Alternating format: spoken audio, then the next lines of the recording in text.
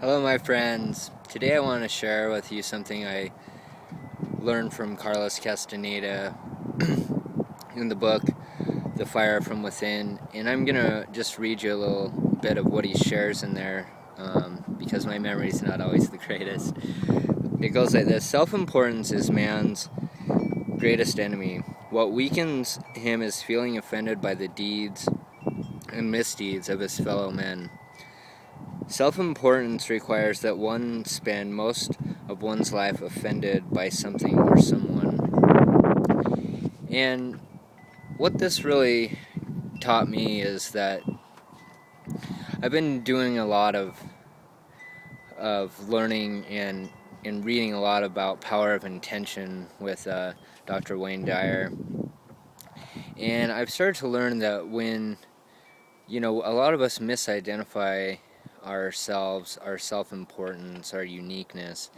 And what happens is with self-importance, we tend to separate ourselves into basically our bodies, the things that we have, the things that we've achieved, those type of things. And when we do that, we begin to live a life of ego instead of a life of intention.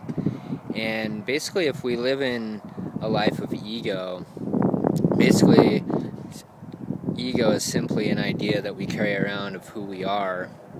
And when we live in that life of ego, we basically start to erode any possibility of living a life of intention, because we begin to make that separation, and so something or someone becomes inferior or superior, whichever way you look at it.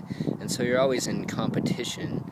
And when we live this way, which I have lived most of my life this way, and not by purpose, I just I think it was, through things I learned from others and ways I was taught in certain areas of my life that gave me this.